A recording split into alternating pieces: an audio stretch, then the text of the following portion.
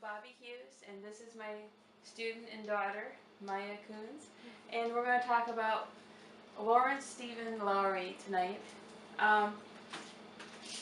Maya doesn't know anything about him. She hasn't been keeping up with class, so we're going to go over a quick review from the beginning.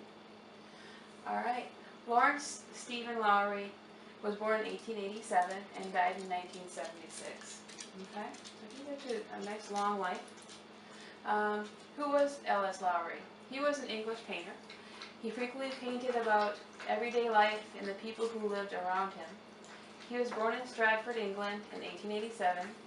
Many of his drawings and paintings are about Salford, which is actually in northern England, where he lived and worked for 40 years. Industrial district in the northern England, the main focus of his paintings, and urban landscapes, human figures, which are commonly known as the matchstick men, because they were not well developed. Lowry was born in the Victorian age, which was in the 1800s, because Queen Victoria was actually the queen at the time. Okay.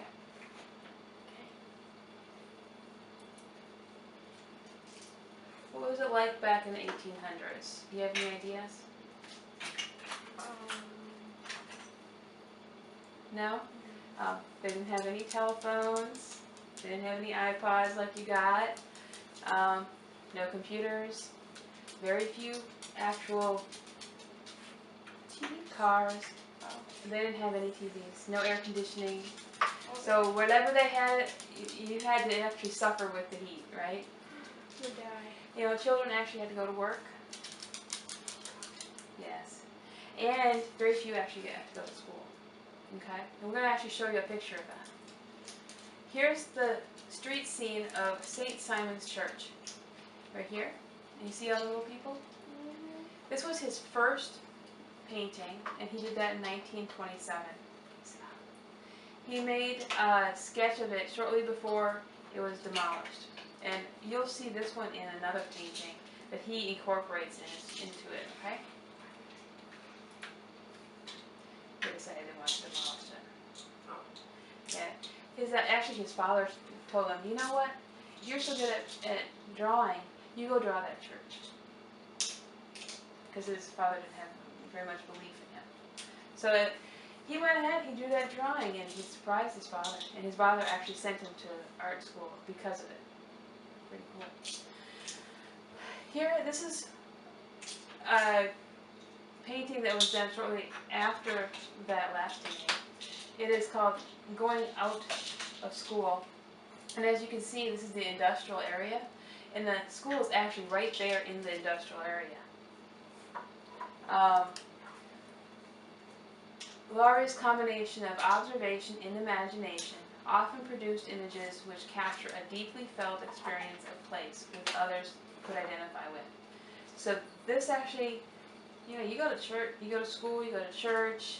This is really a social event that you do all the time, right? These are a lot like your own life. Here's another picture. This one is the industrial scene near the mines, or the mills, I'm sorry. The tall buildings and smoky chimneys and busy figures in the foreground. It shows the industrial age. Typically, Lowry would create a very pale background, as you can see in the back here. He'd paint the white backgrounds on his canvas, or he'd actually use plywood. And he'd allow that white paint to age over several weeks or even months.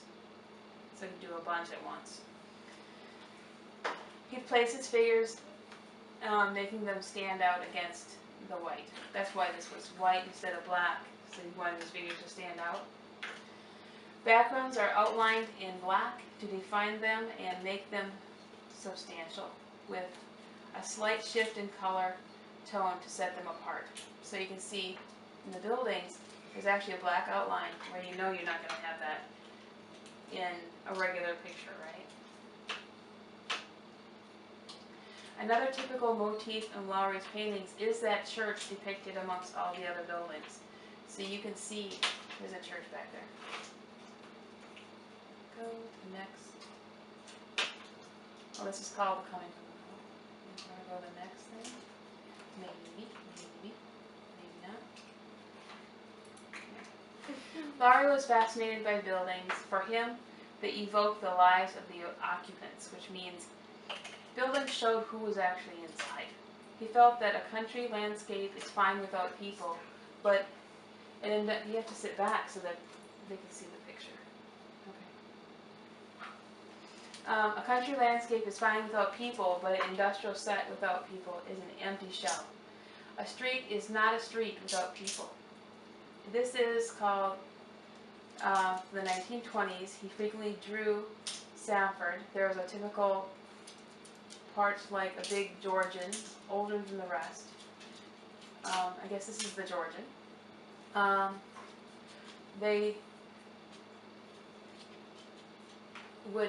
He would go and make drawings of all the buildings, and he'd have kids actually come up to him. He said they'd have scores of little kids who hadn't washed in weeks, dirty faces, and come and they'd watch him draw. But he loved them. You can do a comparison. This is the industrial age. He often had lots of pictures, lots of people in his pictures.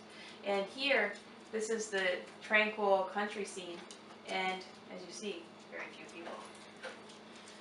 Lowry's paintings rarely tell the viewer a story. Rather, the viewer is invited to supply his own narrative in the scene. Here, this is actually a painting about the fever fan, which was in the 1930s and to 50s, where the ambulance would come and pick up people that had diphtheria or scarlet fever. And children during those ages would be picked up by the van and never come home. So it would be like, oh my God, who's going in the van now? So it's really scary for people that would see them. So this is a big ordeal. This old house is actually something he loved to draw, and solitary and lonely buildings are featured often in Lowry's work and seem to carry a personal significance of his personality. Almost like a portrait, they could almost stand as a metaphor for the artist's self. Because Lowry never married or enjoyed close relationships, he related more to his surroundings than other people. He never had children, he never got married. He actually grew up taking care of his mother and father until they died. As he grew older in the 1950s, he would take the train and take long trips throughout Britain.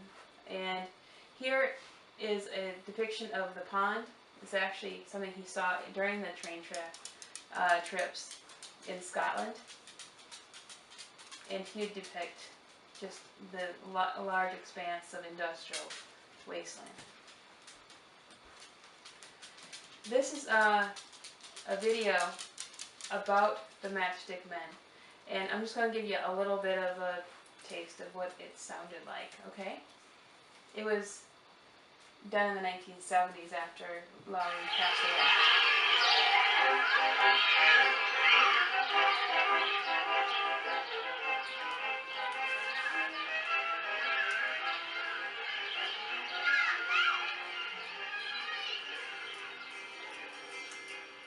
You like music? He painted Salford smoky tops on cardboard boxes from the shop and parts of Not quite your tune?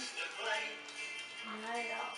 I'm sure he once walked down our street cause he painted kids who went out on the feet. The clothes he wore had all seen better days.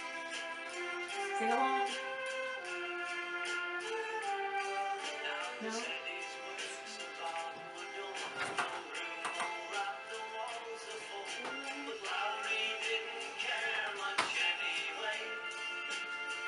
What do you think of that song? No, I tried to use it. Alright, so we'll put it on mute.